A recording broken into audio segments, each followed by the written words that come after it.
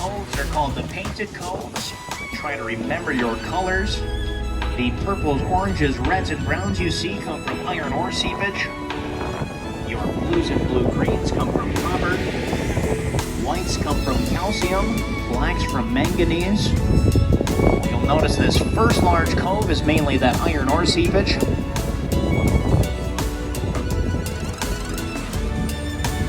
There's also a little bit of that white calcium staining towards the end of cove number 1. You can see it near the base of the cliffs, kind of streaking down into the water. And the huge boulders you see laying down in the water, up on the base of the cliffs, those are remnants of old cave-ins.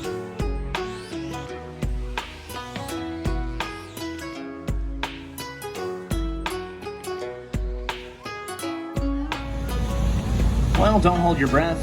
That crack formed over 30 years ago and hasn't changed much since. But on average, the pictured rocks do receive 1 or 2 major cave-ins each season. Most often these occur in the early springtime due to the actions of the frost. What happens is water works its way into the many cracks and crevices of these cliffs. That water then freezes, expands, and acts like a wedge, breaking off different sections of the rock. Well, the way you can usually tell the age of these cave-ins is by the size of the boulders that remain. If all you see are the large rocks and large boulders, you can assume it's a relatively old cave-in, as all of the small rock and small sediment has been washed away by the waves. I wonder if that's the one that's the... Oh, yeah. That one right there. That. He's probably going to bring that up. I hope.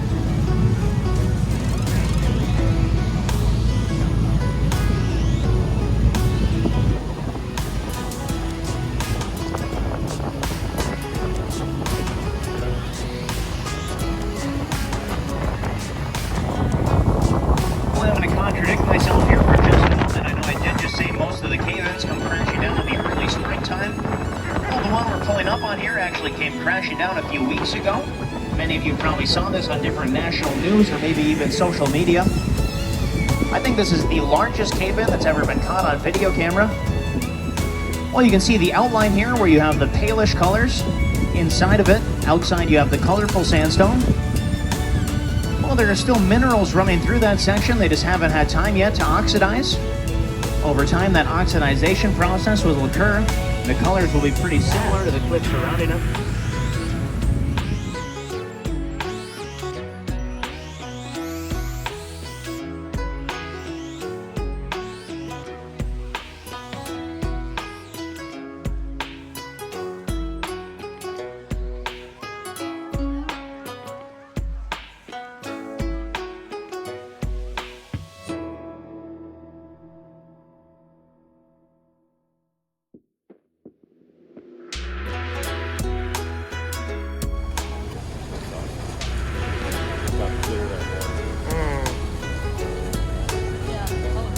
And now looking up the shoreline, you'll see a beautiful archway appearing. Oh! You may recognize this arch from some of Pure Michigan's advertisement campaigns. What this is our Lover's Leap.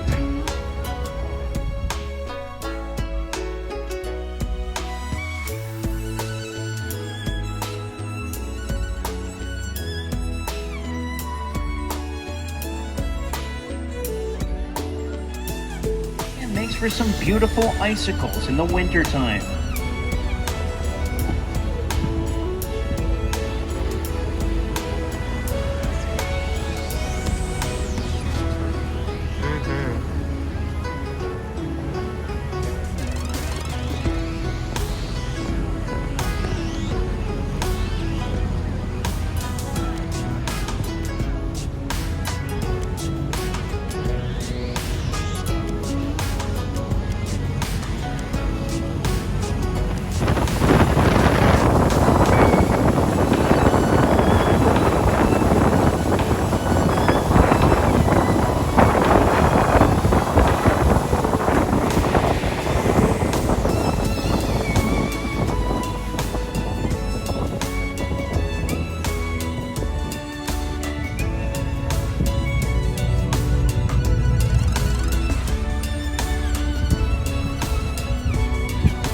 Well, getting up closer to Indian Head, you can see why the many Native Americans that once jet skied through here were quite frightened of his presence.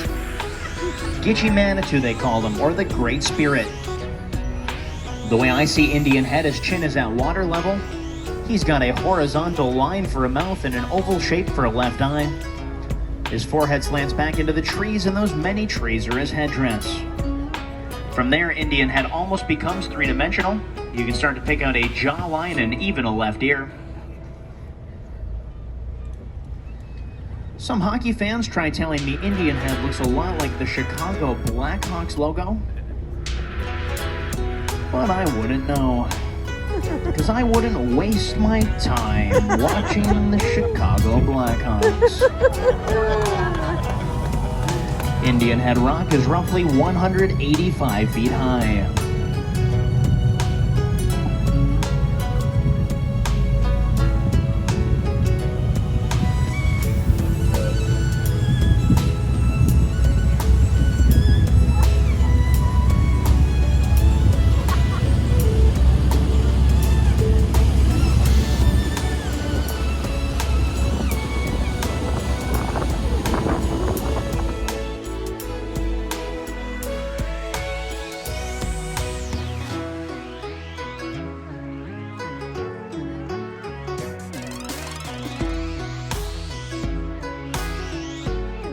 Section of rock along the entire lakeshore, towering 212 feet above the water. There used to be another section of Grand Portal that stuck out to about where the boat is now. That covered an additional 6 acres, but that all came crashing down back in 1902. The archway inside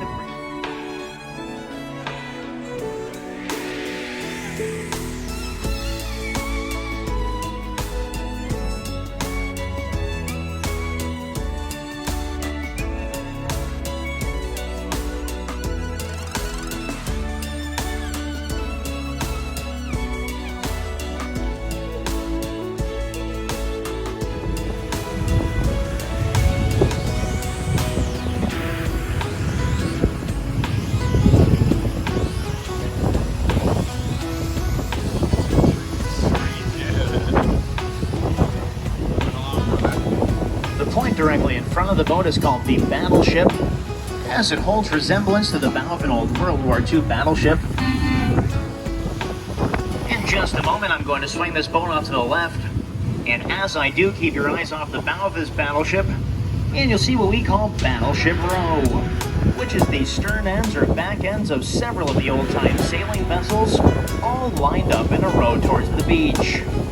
They kind of resemble the back ends of old pirate ships, like the Black Pearl or the Flying Dutchman, also referred to as the Stranded Fleet.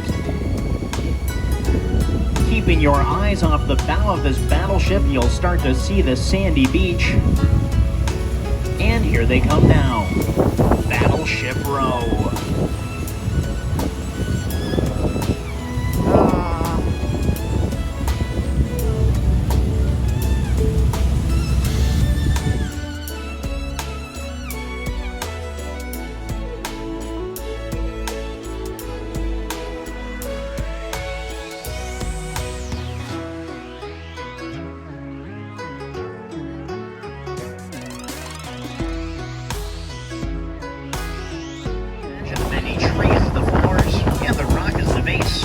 Has a kind of narrow waist or stem and flares out at the bottom.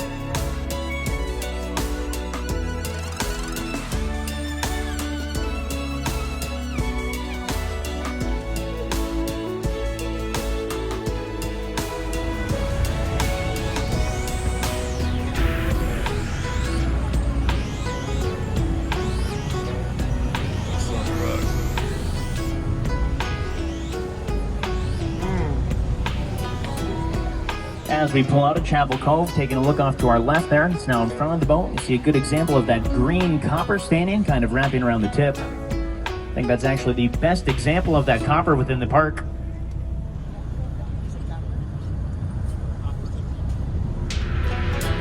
Nice job.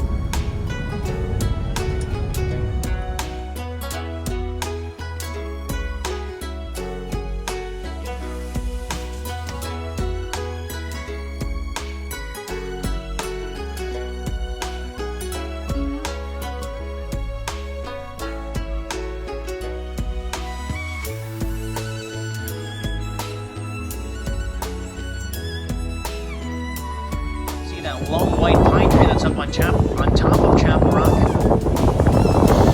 Well, unfortunately, there's not enough soil up there for that tree to survive. The only way it gets its water and all of its nutrients are from its roots that dangle over to the mainland.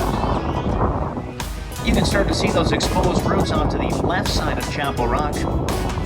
See how they kind of hang down there before reaching over to the other side? Well, there used to be a stone archway supporting those roots. That stone archway came crashing down about 70 years ago. Yeah, the tree lives on.